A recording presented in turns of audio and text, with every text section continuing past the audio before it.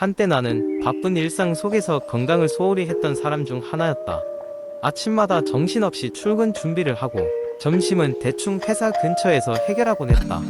그리고 저녁은 피곤함을 이유로 인스턴트 음식으로 때우기 일쑤였다. 그 결과 몸은 점점 피로해지고 소화불량과 피부 트러블도 생기기 시작했다.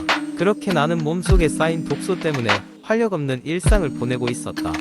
이대로는 안 되겠다 싶어 인터넷을 검색하다가 디톡스 다이어트에 대해 알게 되었다.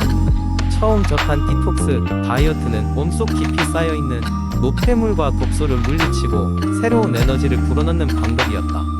그 과정은 다양한 방법이 있었지만 나는 우선 7일 플랜으로 시작하기로 했다.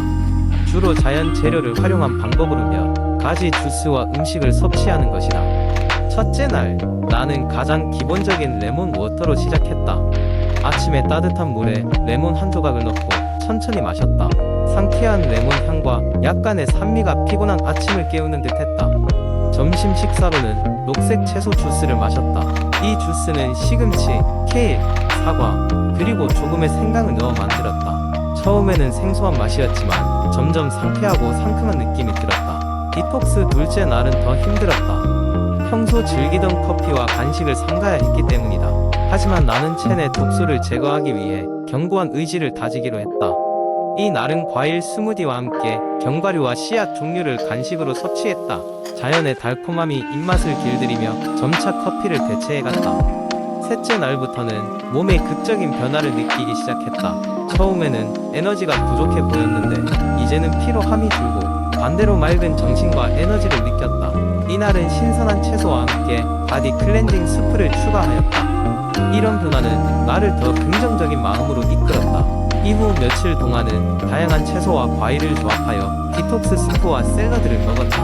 몸속 독소가 배출되면서 피로한 기운이 사라지고 피부가 한결 깨끗해졌다. 특히 곤약과 비트, 당근을 함께 조리한 요리는 가벼운 맛과 포만감으로 나를 만족시켰다.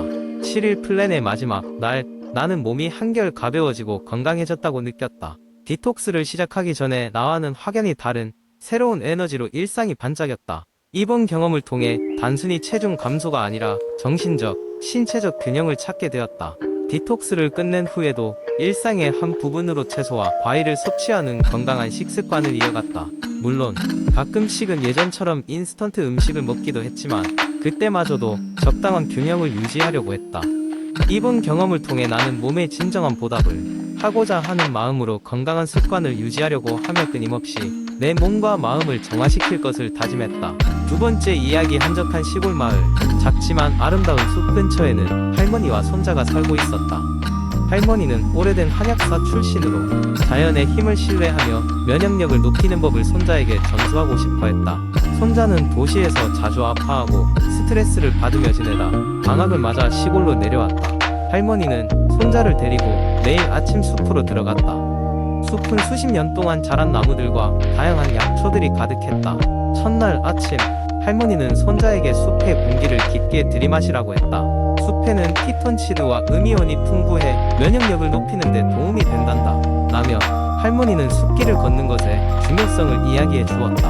손자는 할머니의 지시에 따라 눈을 감고 깊게 숨을 들이마셨다. 이후 할머니는 손자를 데리고 해가 쨍쨍 떠있는 들판으로 나갔다.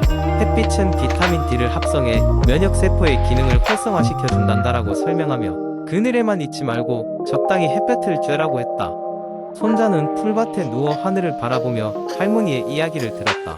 점심이 되자 할머니는 자신이 직접 재배한 유기농 야채와 약초로 신선한 샐러드를 준비했다. 건강한 식단이란 면역력을 강화하기 위한 기본이란다. 자연 그대로의 식품을 먹어야 한다며 할머니는 다양한 색의 채소와 과일을 손자의 그릇에 골고루 담아주었다. 저녁이면 할머니는 요가를 하며 명상을 시작했다. 마음이 불안하면 몸도 스트레스를 받아 면역력이 떨어질 수 있지. 마음의 평화를 찾을 수 있는 명상과 요가는 강력한 무기란다 며 손자에게 기초적인 명상법을 가르쳐 주었다. 손자는 처음엔 자세를 유지하는 것이 어색했지만 할머니와 함께 천천히 호흡을 따라가며 마음의 안정을 찾기 시작했다. 며칠이 지나자 손자는 기분이 나아졌다는 것을 느꼈다. 몸도 가벼워진 듯했고 잠을 잘 자게 되었다. 할머니는 자연의 활력과 균형이 손자의 몸속에 스며들고 있다고 말해주었다.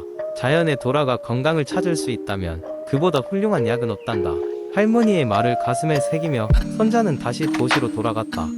그는 꾸준히 할머니에게 배운 자연적 접근법을 실천하며 면역력을 높이는 생활을 이어갔다. 시간이 흘러 손자는 친구들과 가족들에게 숲속에서 배운 비밀들을 공유하며 스스로의 건강뿐만 아니라 주변 사람들까지 돕게 되었다.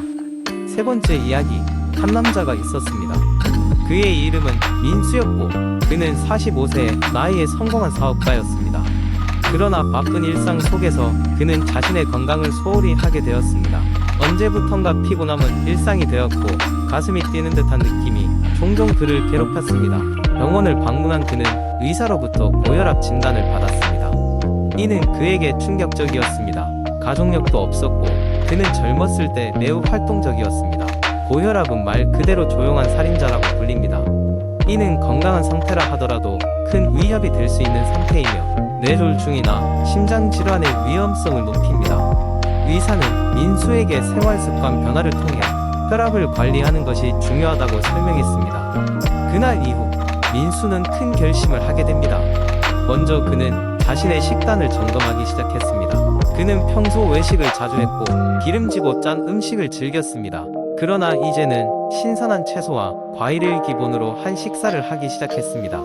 그는 매주 일요일마다 농산물 시장에 가서 직접 신선한 재료를 구입하고 그것으로 식사를 준비했습니다. 특히 나트륨 섭취를 줄이기 위해 간을 최소화하고 다양한 향신료와 허브를 사용하여 맛을 내는 법을 배웠습니다.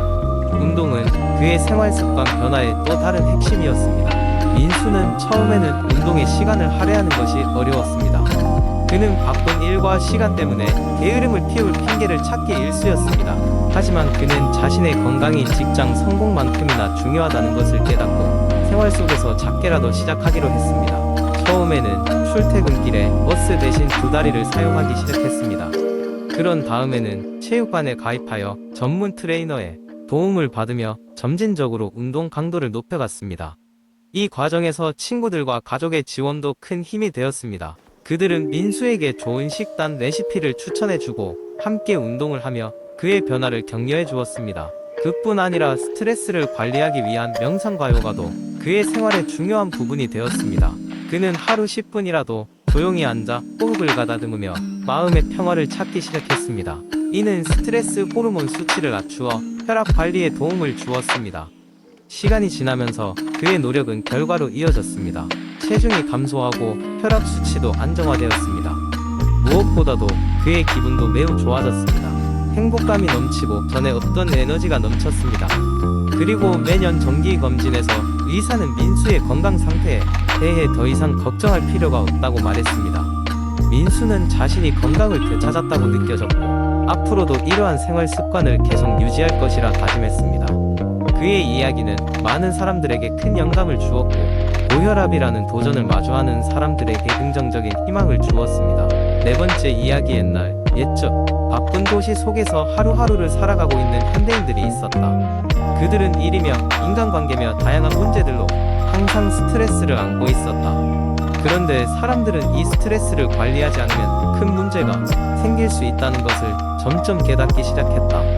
그래서 어떤 방법들이 있을지 고민하며 각자의 이야기 속으로 들어가 보도록 하자. 첫 번째 방법은 규칙적인 운동이었다. 한때는 컴퓨터 앞에만 앉아있던 주인공 민수는 어느 날 건강의 적신호가 켜지자 운동을 시작하게 되었다. 처음에는 매일 10분 걷기부터 시작했다. 점점 걷는 시간이 늘어났고 어느새 조깅을 즐기게 되었다. 온몸이 땀으로 푸끈 달아오를 때면 스트레스가 녹아내리는 것을 느끼곤 했다. 운동을 시작하고 몇 달 후 민수는 몸뿐만 아니라 마음도 가벼워졌다고 말했다. 그는 주변 친구들에게도 운동의 중요성을 전파하게 되었다. 두 번째 이야기는 마음 챙김과 명상에 관한 것이다. 항상 바쁜 캐리어 우먼해지는 어느 순간 모든 것이 버거워지기 시작했다.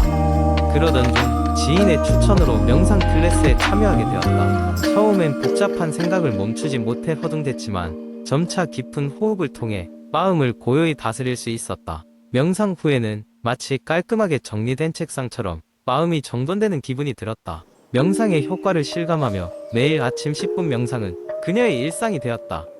세 번째로 많은 사람들이 취미 생활을 통해 스트레스를 풀곤 했다.